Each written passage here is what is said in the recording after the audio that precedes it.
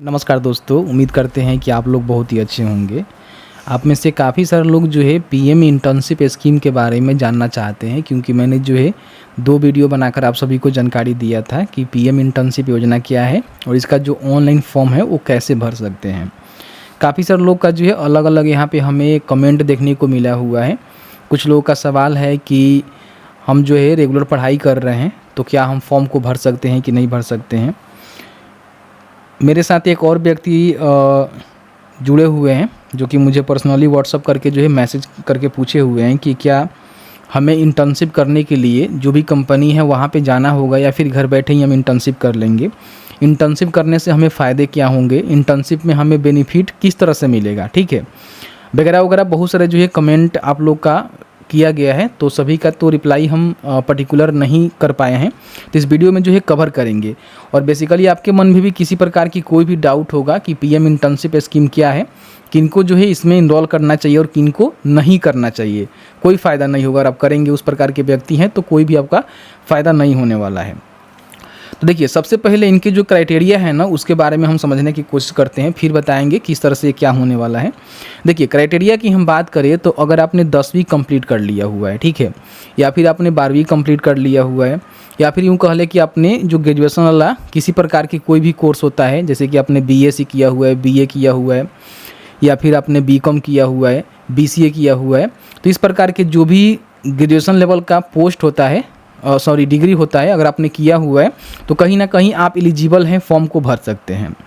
अब उम्र की हम बात करें तो उम्र का जो कंडीशन है ना वो बहुत ही ज़्यादा टॉप लगाया गया है, 21 से लेकर 24 वर्ष के बीच में।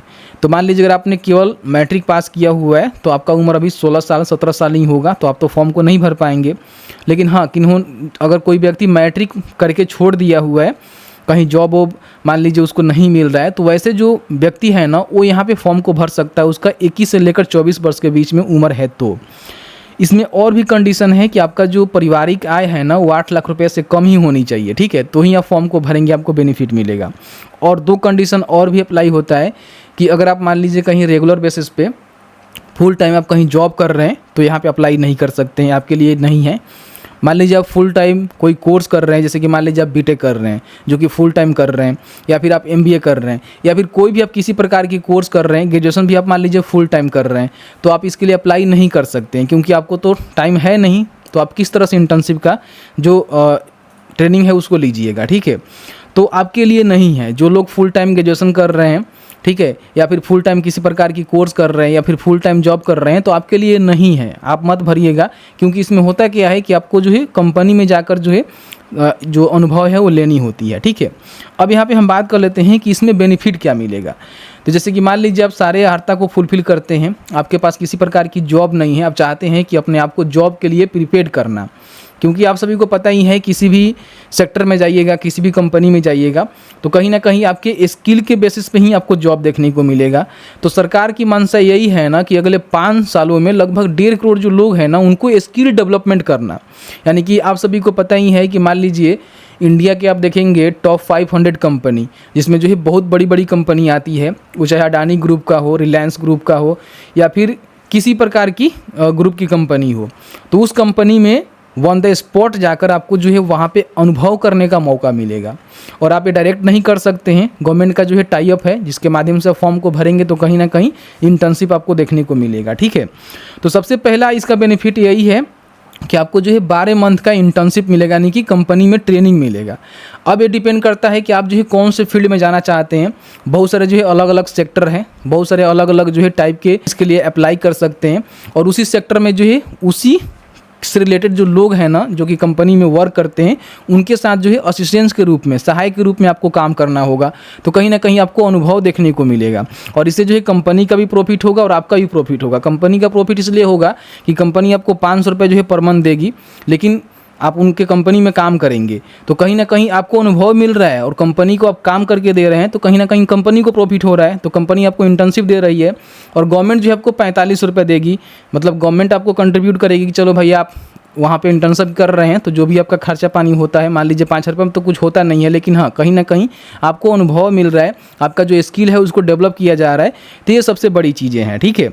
तो 5 रुपये आपको मतलब कंपनी नहीं देगा, जो भी गवर्नमेंट है वो और कंपनी का दोनों का कंट्रीब्यूशन के माध्यम से आपको यहाँ पे 5 रुपये जो है स्टाइपेंड के रूप में हर महीने अगले 12 महीने के लिए आपको ये देखने को मिलेगा। वन टाइम ज्वाइन करेंगे तो आपको जो है 6,000 रुपया एक साथ में ही जब ज्वाइनिंग करेंगे इंटर्नशिप में तो आपको देखने को मिल जाएगा। तो ये सारी चीज़ें हैं।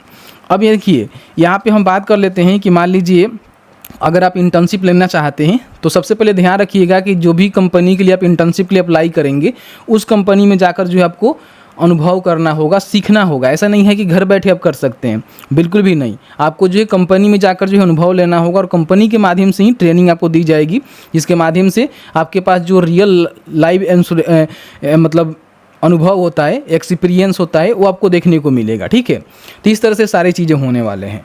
तो मान लीजिए वैसे आप व्यक्ति हैं जो कि पढ़ाई कर चुके हैं, आपके पास जॉब नहीं है, आप चाहते हैं अपने स्कूल को डेवलपमेंट करना, अपने स्किल को बढ़ाना, तो आप इस इंटर्नशिप को ज्वाइन कर सकते हैं। अगर आप मान लीजिए कहीं फुल टाइम जॉब कर रहे हैं, फुल टाइम कहीं स्टडी कर रहे हैं, तो आपके लिए है ही नहीं, आप फॉर्म भरिएगा कोई फ़ायदा नहीं होगा। ठीक है, केवल आपको सोच रहे हैं कि हमें पैसा मिल जाएगा, तो पैसा भाई ऐसा नहीं मिलेगा। आपको कंपनी में जाकर जो इंटर्नशिप करना पड़ेगा, तब जाकर आपको पैसे मिलेंगे।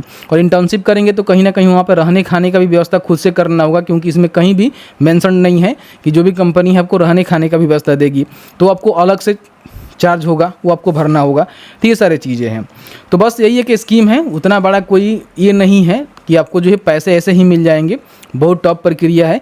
अगर आप इसको फॉलो करते हैं, कहीं ना कहीं आपके पास ऐसा नीड है कि मुझे जो है स्किल डेवलपमेंट करना है, बड़ी बड़ी कंपनी में जाकर जो है इंटर्नशिप करनी है, जो कि 12 मंथ कम नहीं होता है। एक साल में आप कहीं ज़्यादा जो है वर्किंग जो प्रोफेशनल होते हैं, जो भी लोग होते हैं जो आपके साथ काम करेंगे, मतलब पूर्व में जो ऑलरेडी कंपनी में काम कर रहे हैं, तो उनके साथ आप काम करेंगे तो कहीं ना कहीं आपके पास अनुभव मिलेगा। और इस अनुभव के आधार पे जब आपके पास किसी ना किसी तरह का स्किल डेवलपमेंट हो जाएगा, तो उसके बेसिस पे किसी ना किसी कंपनी में आप परमानेंट लग सकते हैं, जॉब प्राप्त कर सकते हैं, कहीं ना कहीं अपना स्किल के ऊपर जॉब ले सकते हैं।